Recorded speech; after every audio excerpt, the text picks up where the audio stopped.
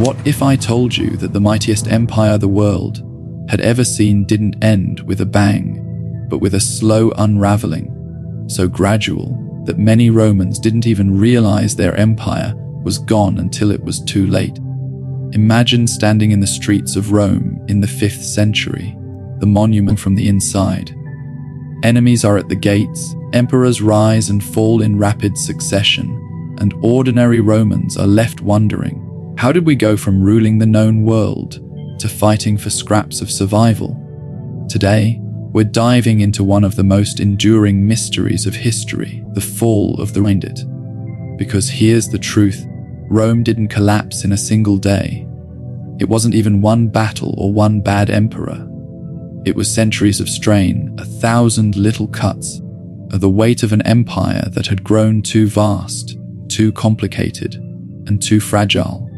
So the central question we'll explore is this: how did Rome, an empire that built roads stretching across continents, aqueducts that carried water for miles, and armies that seemed invincible, end up in ruins? And perhaps even more importantly, did Rome really fall, or did it simply transform into something new?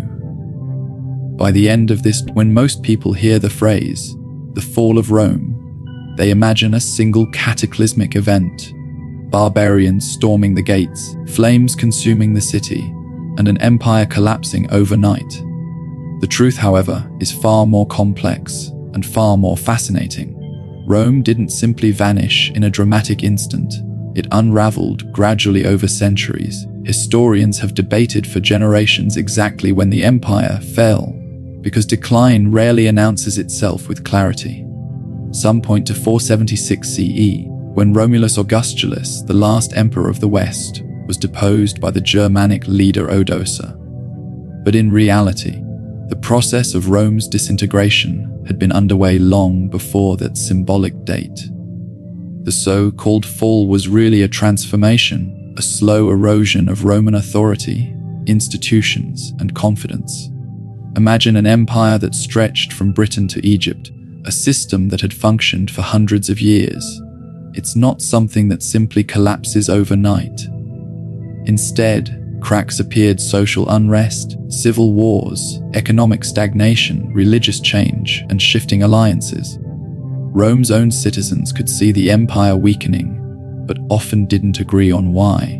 Ancient writers like Edward Gibbon much later romanticized the fall as a grand moral decline, as though Rome's citizens had become lazy, decadent, or corrupt, while modern scholarship emphasizes multiple overlapping pressures rather than a single cause. In fact, the fall itself is somewhat misleading as a concept. Did Rome really fall? Or did it evolve?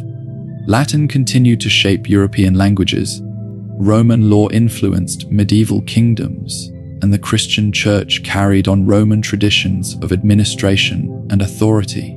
For many people living through the 5th century, life changed slowly. They might have still lived in Roman-style villas, spoken Latin, and traded on Roman roads, even as new rulers took power. So the myth of a sudden, dramatic collapse masks a more interesting reality, a story of resilience, adaptation, and gradual transformation. The fall of Rome is not about a single day or battle. It's about centuries of cumulative pressure that turned the world's most powerful empire into something unrecognizable from its former self. At the heart of Rome's decline lay the empire's own internal weaknesses, the kind of erosion that no army of barbarians could have inflicted from the outside. For centuries, the Roman Empire relied on a delicate balance of governance, economy, and military discipline. But by the 3rd and 4th centuries, this balance was unraveling.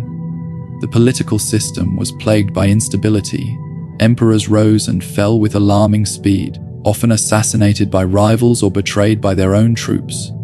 In fact, during the so-called crisis of the 3rd century, Rome saw more than 20 emperors come and go in just 50 years. Such constant upheaval not only weakened central authority, but also drained resources as rival factions tore the empire apart. Economically, Rome faced equally crippling problems. Inflation became rampant as emperors devalued currency to pay for endless wars. Heavy taxation crushed small farmers and city dwellers alike, while wealthy elites often found ways to avoid paying their fair share. The empire increasingly relied on imported grain to feed its population, leaving it vulnerable to disruptions. Over time, economic inequality grew sharper. A small class of elites lived in luxury, while the majority struggled with hardship, creating resentment and instability. The military, once the pride of Rome, also reflected this decay. As Rome expanded, it became harder to recruit loyal Roman citizens into the legions. Instead, the empire increasingly turned to mercenaries and federated tribes to fill the ranks. These soldiers were often loyal to their own leaders or immediate paymasters rather than to Rome itself. While still formidable, the Roman military machine had lost the cohesion and discipline that once made it unstoppable. Cultural shifts further destabilized the empire. Christianity, which became the state religion under Constantine, transformed Roman society in profound ways. While offering spiritual unity, it also redirected resources, shifted cultural priorities, and undermined traditional Roman values tied to civic duty and military service. Coupled with this, the growing bureaucracy of the empire became bloated, inefficient, and corrupt. Governors enriched themselves at the expense of provinces, and citizens began to feel more oppressed by the empire than protected by it. All of these factors combined to weaken Rome from within. The empire that once prided itself on order, discipline, and stability increasingly became a fractured and inefficient system. Long before the barbarian invasions delivered their final blows, Rome had already been hollowed out by internal decay, leaving it vulnerable and fragile in the face of external threats. When we think of the fall of Rome, we often imagine wild barbarian tribes sweeping across the empire, overwhelming its armies and bringing civilization to ruin. While this image is exaggerated, the invasions of so-called barbarian groups were indeed a major turning point in Rome's decline. But to understand these invasions, we must see them not simply as violent raids, but as the movement of peoples across a crumbling empire, seeking land, security, and opportunity. The Visigoths provide perhaps the most famous example. Originally displaced by the Huns from their homelands in Eastern Europe, the Visigoths sought refuge inside Roman borders in the late 4th century. Rome, however, mishandled the crisis by exploiting and mistreating the refugees, which sparked rebellion. In 378 CE, at the Battle of Adrianople, the Visigoths annihilated a Roman army and killed Emperor Valens. This was a shocking blow that revealed Rome's vulnerability. Just a few decades later, in 410 CE, the Visigoths under Alaric marched into Rome itself and sacked the Eternal City, a moment that sent shockwaves across the Mediterranean world. The Vandals followed, crossing from Spain into North Africa, where they seized Carthage and created a powerful kingdom. In 455 CE, they famously returned to sack Rome once again. Meanwhile, the Huns under Attila struck terror throughout Europe, pressuring both the Eastern and Western empires. Although Attila was eventually turned back, the constant pressure from migrating and invading groups kept defenses thin. The Western Empire simply lacked the resources to repel every incursion. By the mid-5th century, barbarian groups weren't just raiding. They were carving out kingdoms on former Roman lands. Gaul, Spain, and Britain slipped out of Roman control as local rulers and tribal chieftains filled the vacuum of power. Finally, in 476 CE, the Germanic leader Odoacer deposed the boy, Emperor Romulus Augustulus, sending the imperial regalia to Constantinople and declaring himself King of Italy. Symbolically, this moment marked the end of the Western Roman Empire. Yet even here, the story is more nuanced. Many of these so-called barbarians had been integrated into Roman culture. They served in Roman armies, adopted Latin, and often saw themselves not as destroyers of Rome, but as its heirs. The invasions were as much about transformation as they were about destruction, and they remind us that the fall of Rome was not a clean break, but a slow blending of Roman and barbarian worlds. One of the most important things to remember about the fall of Rome is that it wasn't the entire empire that collapsed. In 285 CE, Emperor Diocletian divided the empire into two administrative halves: the Western Roman Empire, centered on Rome, the Eastern Roman Empire, ruled from the wealthy and strategically putting pressure. The East continued to flourish, and in many ways outshone its older counterpart. The East possessed several advantages that the West did not. Its capital, Constantinople, was ideally located between Europe and Asia, controlling trade routes and securing immense wealth. The eastern provinces, such as Egypt and Syria, were agriculturally rich and economically vital, providing steady resources that Rome itself increasingly lacked. Moreover, the Eastern Empire had a stronger urban base, fortified cities, and a more stable administrative structure. Culturally, the East also distinguished itself. While Latin remained influential, Greek became the dominant language of administration and scholarship. Christianity, too, took deep root in the East, shaping what would later become the Byzantine Empire's identity. In contrast, the Western Empire was more rural, less wealthy, and more exposed to barbarian invasions across its frontiers.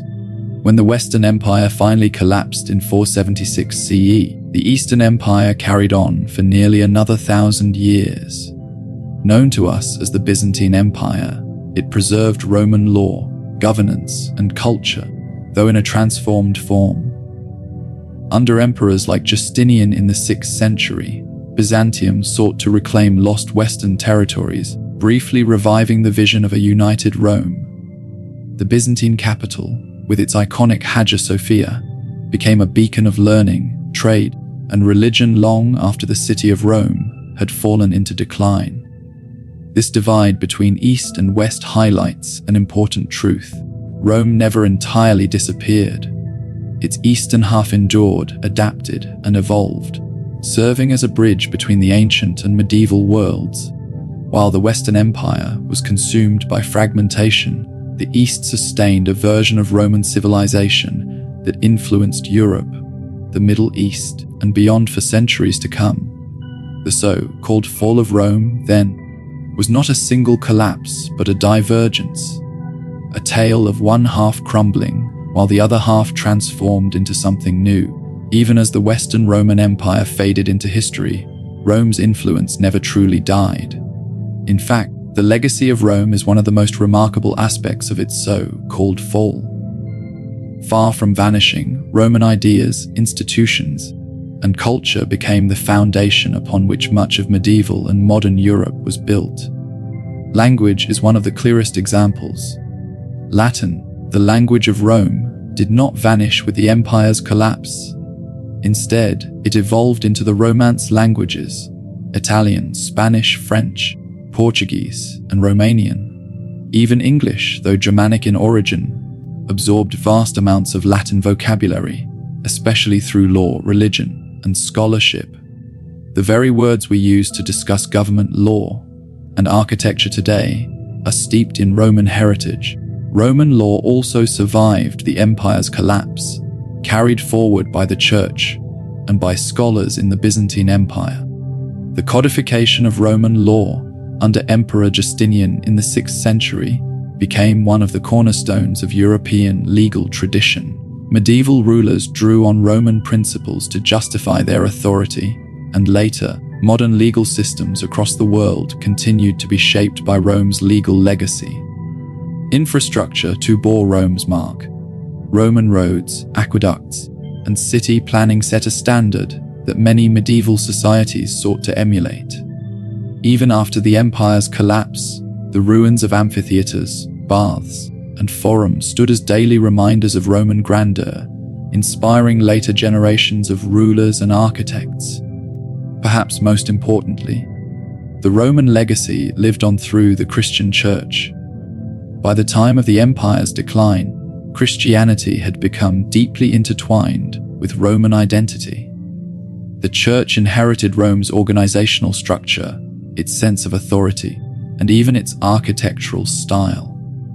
The Bishop of Rome, or Pope, carried on the mantle of leadership long after emperors ceased to rule in the West.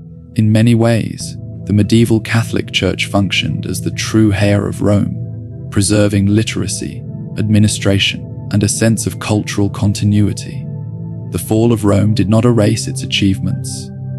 Instead, Rome became the bedrock of Western civilization, echoing through language, law, politics, religion, and art. Later societies would look back on Rome as both a model to imitate and a warning of decline. Its memory never faded. Instead, it became immortal, shaping the imagination of Europe and the wider world for centuries. The fall of Rome wasn't one moment. It was a process, centuries in the making. It was political instability, economic strain, shifting values, and outside pressure all colliding at once. But it was also a rebirth. From Rome's ashes came new kingdoms, new cultures, and new ways of living. And the legacy of Rome still whispers to us today, in our languages, our governments, even in the stones of our cities. If you enjoyed this journey into the mysteries of ancient Rome, don't forget to like, subscribe, and hit the notification bell so you don't miss the next adventure into history. And let me know in the comments, do you think Rome truly fell, or did it simply evolve into something new?